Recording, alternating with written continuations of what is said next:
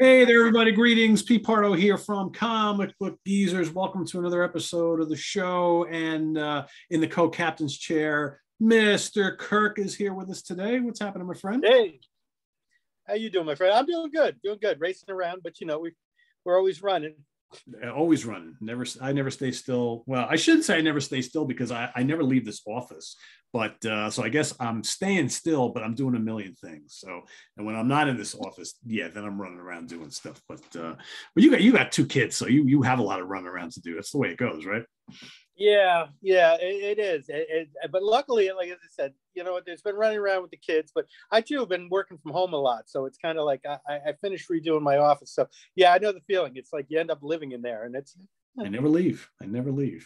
But sometimes when we do get to run around a little bit, we go run around picking up comic books at things like shops and little conventions and things like that. So when Kirk was on the show a week and a half or so ago, he was showing me some things that he has either had for a long time or acquired in recent memory, and it brought back memories for me because I used to have a lot of these and I don't anymore. And I have very fond memories of these books and I still see them advertised in all the old issues. So for folks who are wondering what we're talking about, do you remember those old Marvel books, those paperback books that came out back in the 70s? That were like compilations about the villains and all sorts of stuff. Well, Kirk's got a whole bunch of them that he just can't wait to show us all. And I'm going to sit here and I'm going to cry and pine for the old days when I used to have these.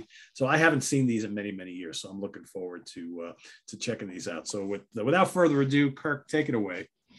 Yeah, well, we were talking and like, I got to say, when we were kids, right, and we were starting to read comic books, if you heard about a story like the Skull Creek War or something, you actually had to go and find those books, right? Because there were a couple of books that did reprints, like Marvel Tales did Spider-Man, Marvel Superheroes did the Hulk. But you really, if you missed the issue, you missed the story. Yeah. And you just couldn't get it. So in the mid 70s, this is before graphic novels showed up. Nowadays, everybody buys a graphic novel or you digitally download it. Ugh. So, but you can do this stuff. But before that, you had nothing. So in I think it was like 1974, Stan Lee released the original Origins of Marvel Comics. And I remember my brothers and me, we were just like, oh my God. This was like Christmas, man. When you were like, what do you want for Christmas? Well, I want this. Because it gives you the origins, the first appearance, full stories on the Fantastic Four, the Hulk, Spider-Man. I mean, I'm pretty sure the first time I read the original origin story of most of these characters, it was in this book. It's in there, yeah. So you can still get these. I'll be honest. You can find them online, but they're not pennies anymore. But they're not that. I don't think they're that bad either. Some of these are from my brother's collection as well as mine. I think a couple of these do actually date back to the 70s when I purchased them. But as I said, it's funny. These were weird. They didn't get into the comic boxes, so I'm not too sure where, because I know this isn't my complete original run. So some of them were just, I guess, lost, or sold to people or traded. No, if I remember correctly too, those were not available on newsstands, right? We bought those in the bookstores. You had to go to like Barnes and Noble, B. Dalton's, if you remember that. Book and Record, and yeah. And this was it. And I love it. In fact, too, it's all by Stan Lee, right? So he gives you like one origin, like the first origin story where you get to see like the original Fantastic Four origin story. He gives a little preface where he writes about like what went on creating the characters. And then he gives you one other story. Like he'll give you the origin story plus, like in this one, what's he give you the second one? What's the second story? Second story is one of the old Silver Surfer appearances. So and he talks about the characters. These were his babies, so he helped create them. But I'd like to recognize that Stan Lee basically created the graphic novel, because this is it. This is where today, you go to a bookstore, you can find 100 graphic novels. They're so popular, but this literally is the birth of the graphic novel. There had been the Marvel Masterworks series is basically just an extension of those. No different, really. Yeah, this without this, you wouldn't have had that. But that is basically what's going on. Because, he did this because Marvel Comics had become very popular on college campuses during the 70s. Early 70s in particular, a lot of college kids were reading the Marvel Comics. And so it kind of makes sense to put a book out like this. And the price tag on this one is $5.95, right? It's the price of a comic book today, basically. Yes. But you got all these great stories. You got this, and it obviously did well because there were a couple of printings of this. I don't believe it's still in print anymore. I think it's out of print. And then he came back and he did Sons of Origin. And I'm going to tell you, all these are worth getting. If you see them, if you're a comic book junkie, even if you're not a whole, these are great, especially with the movies and stuff. If you kind of, remember all this stuff, I think these are great. And, the second one gives you some other origin stories. You've got the first appearance of the X-Men, Daredevil, in the awful, I got to say. Yellow and red. Oh, my God, that costume sucked. But I got to admit, he's the one guy who can say, I'm colorblind. I'm blind, so I can't, You don't know what he's wearing, right? You don't know. Yeah, but it gives you the first appearance of Nick Fury, Agent of S.H.I.E.L.D. Just great stuff. And as I said, each one comes with a little story of Stan Lee talking about how he helped create these characters. I don't think he gives enough credit to some of his co-creators, but that's just a side note from my opinion. But after this, right? Jack Kirby. Yeah, right? I'm like, how do you, he kind of, Steve Ditko, I mean, come on, dude. We could go on for hours. But hey, this one, I know we were talking about this one in particular. Again, this is where I think the first two are a little bit easier to find.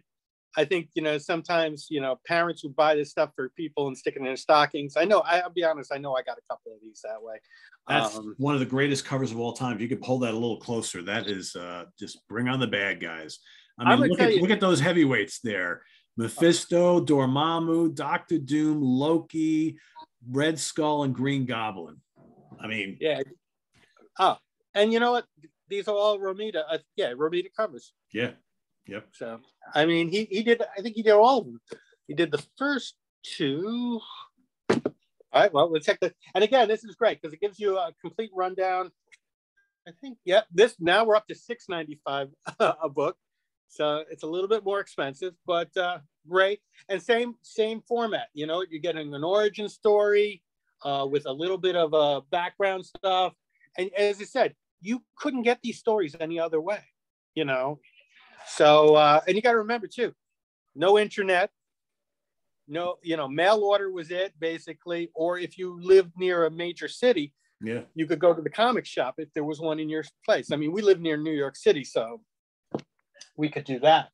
I will say this, Stan Lee was pretty liberal. He did remember female heroes. So he put one book together with the superhero women. I mean, this is kind of weird because it's got some stuff in it that's a little bit, it's got Miss Marvel, which I'll be honest, wasn't doing that great at that point. No, she was probably brand new at the time. So what better way to kind of pump her up a little bit than throw her on that cover? Because otherwise, everybody else on there, well, Red Sonja, not a major character either, but you got Sue Richards, you got Black Widow. I'm sure the Wasp is on there too, right? Medusa. Who else is on there? The Moondragon? Black Widow, Medusa, the Wasp, Sue, and then what's her name?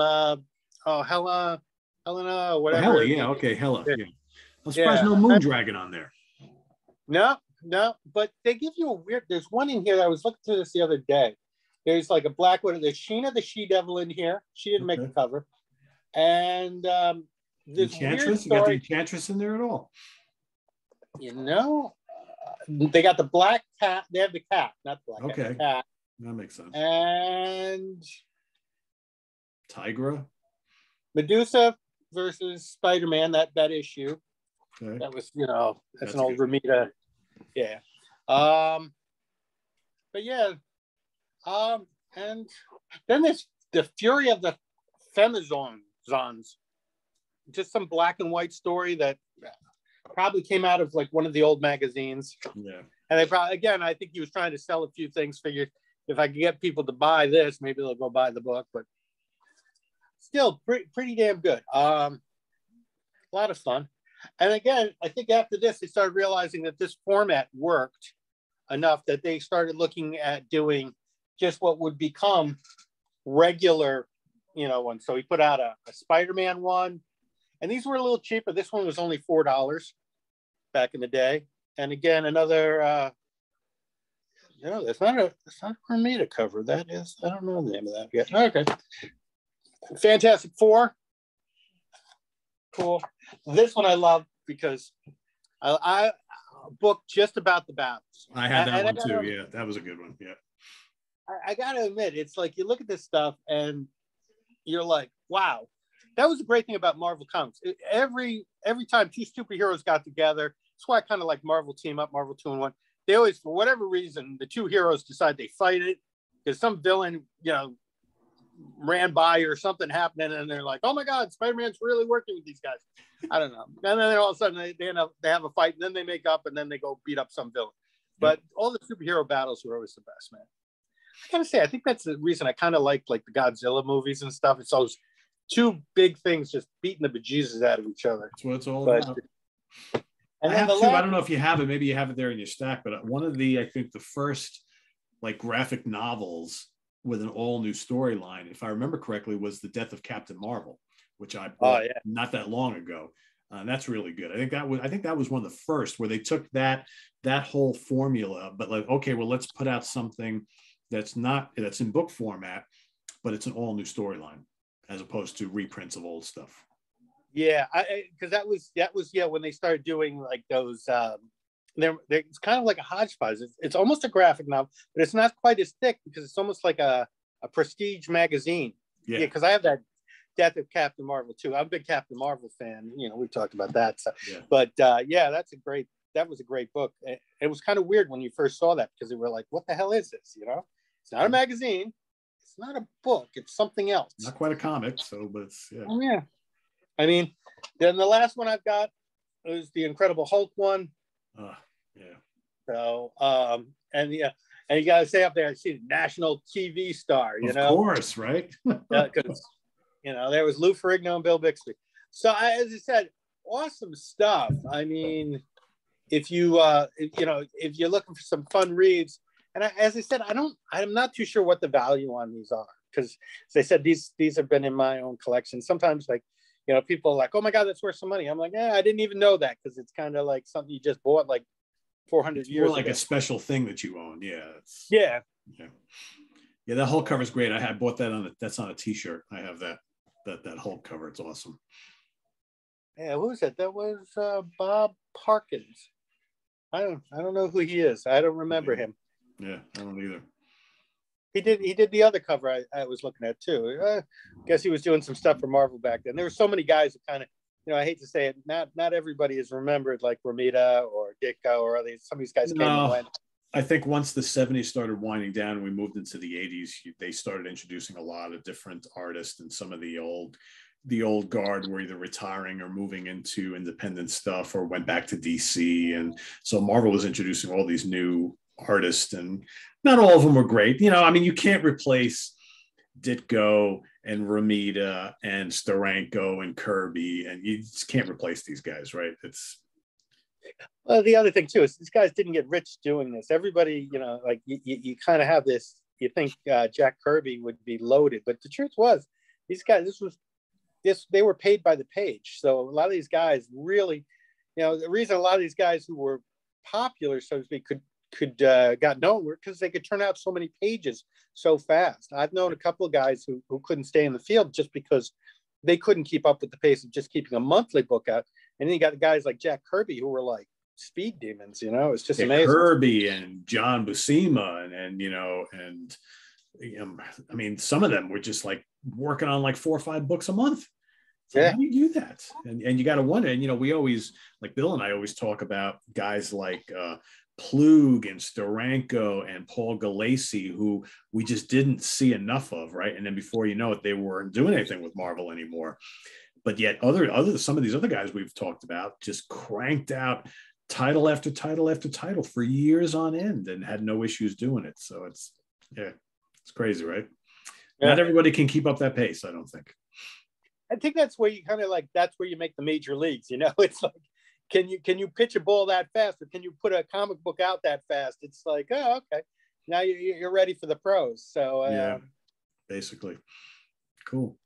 Well, that's awesome to see those again. Like I said, I'm kind of jealous. Maybe one day when I'm over your place, I would like to leaf through those, because I haven't done that in, 35 years probably since I unloaded them wherever I did. So, but I had a bunch of them. Some of those I didn't have. I didn't have all of them. I had a few of those. I didn't have the ladies one. I had basically the first two, and Bring on the Bad Guys, and the Battles one. Those are the ones that I had. But, good stuff. Good stuff. Brings back memories. So there you have it, everybody.